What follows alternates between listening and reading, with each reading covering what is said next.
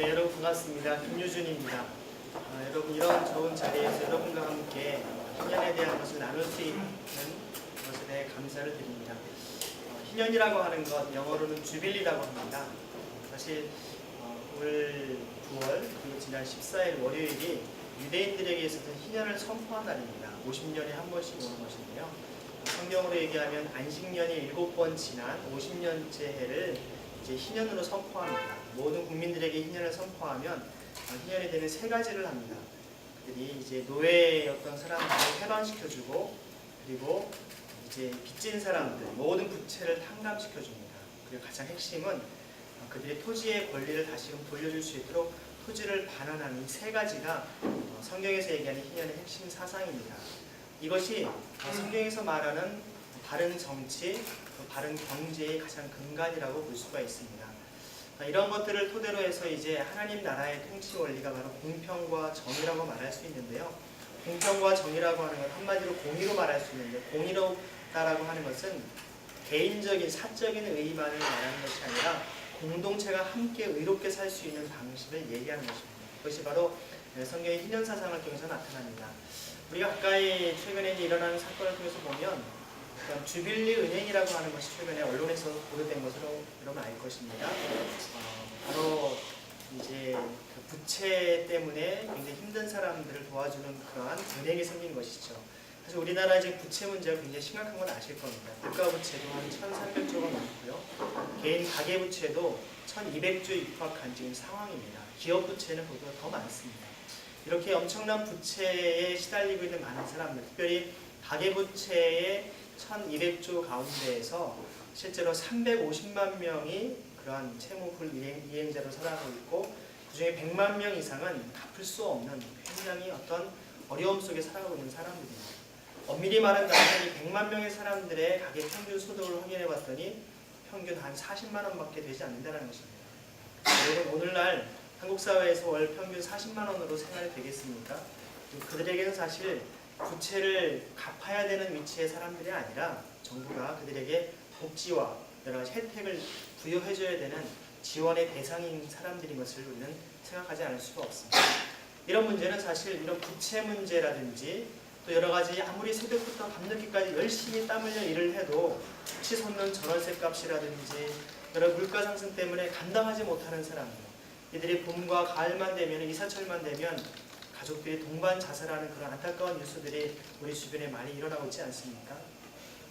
이런 문제들이 정말 근본적으로 토지를 통해서 엄청나게 생기는 불로소득이라든지 이런 것들이 계속 사회를 양극화시키고 있는 이 자본주의 사회의 가장 취약점이라고 볼 수 있습니다.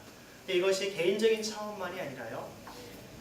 1997년쯤에 해서 독일의 이제 쾰른이라고 하는 곳에서 세계 정상들이 회의를 한 적이 있습니다. 그때 회의를 하면서 주빌리 2000이라고 하는 영국 성공회를 중심으로 모인 크리스찬들이 국가적인 차원의 부채 문제를 해결해야 된다고 하는 논의를 하게 됐습니다. 어떤 것을 그들이 조사하게 됐냐면요. 사실 많은 선진국에서는 OECD에 가입한 나라들이 어려운 나라들, 보통 우리가 최빈국이라고 하는데 이 나라들에게 많은 그런 국제, 구호, 개발 기금들을 많이 지원을 합니다. 이것을 우리나라에서는 ODA 자금이라고 얘기하는데요. ODA를 통해서 굉장히 많은 돈을 지원을 하고 있습니다. 일본 같은 경우는 한 10조 이상, 또 미국 같은 경우는 100조 정도에 가까운 엄청난 돈들을 전 세계 많은 나라들이 지원을 하고 있는데요. 그 영국에서 성공의 사람들이 조사를 해보니까 ODA 자금으로 만약에 1파운드를 지원해주면 그 채무국가로부터 채권국가에 다시금 거두어들이는 돈이 2파운드 이상이라는 것입니다.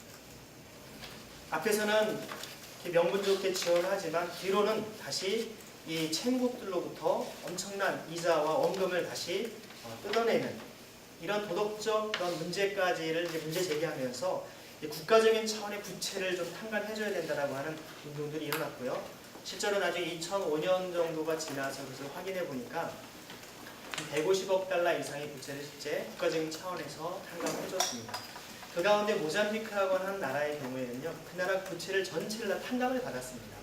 그리고 나더니 어떠한 변화가 일어났냐면 모잠비크에서 있는 아이들이 학교를 다니는 숫자가 2배로 늘었다는 것이죠.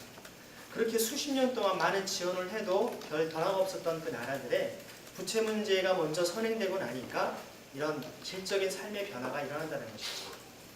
우리나라에서 지금 유엔 사무총장을 하고 계시죠. 반기문 총장께서 2013년에 모두를 위한 그런 품위 있는 삶이라는 제목으로 지난 2000년부터 2015년까지 밀레니엄 디벨롭먼트 골스라고 하는 새천년 개발 계획을 이제 발표해서 전 세계의 빈곤, 절대 빈곤에 있는 사람들, 즉 하루에 1.25달러 이하로 사는 사람들을 절대 빈곤율을 50%로 감축하겠다, 줄이겠다라고 하는 목표로 해왔습니다. 이것을 2013년에 다시 이것을 연장해서 포스트 MDG라고 얘기를 하는데요. 포스트 2015를 이제 발표하면서 이제 2030년까지는 이제 전 세계 절대 빈곤을 0%로 만들겠다 하면서 한 17개 목표를 발표하고 그런 논의들을 하고 있는 것으로 봅니다. 이런 것을 볼 때 사실 우리가 이 시대를 보며 정치라고 하는 것이 사람들의 먹거리, 삶의 그런 것들을 질을 향상시켜주고 정말 모두가 살맛나는 세상으로 만들어주는 꿈과 희망을 실어줘야 되는데 오히려 그런 소식들보다는 여러 가지 많은 그런 정권, 정파, 당략을 위해서 하는 그런 우리 안타까운 소식을 많이 접하지 않습니까? 그래서 이제 우리가 이 희년 정치를 통해서 이 한국 사회에 정말 이러한 그 전 세계 빈곤 문제에 대한 부채 탕감 문제라든지 그들의 기본적인 인간다운 삶을 살 수 있는 권리를 회복할 수 있도록 우리가 적극적으로 이런 대안을 제시해야 될 것이고요. 그리고 이런 것들을 통해서 이 빈곤 문제를 우리가 적극적으로 주도하고 우리나라가 더 이런 국제적인 그런 역할들을 감당할 때 글로벌 리더로서의 역할들을 우리가 온전히 감당할 수 있을 예상이 됩니다. 아무튼 여러분들이 이런 희년의 정신에 입각한 구체적인 삶의 질에 변화되는 것에 대해서 많은 관심을 갖고 우리가 계속해서 이것들을 아름답게 이루어갔으면 좋겠습니다. 감사합니다.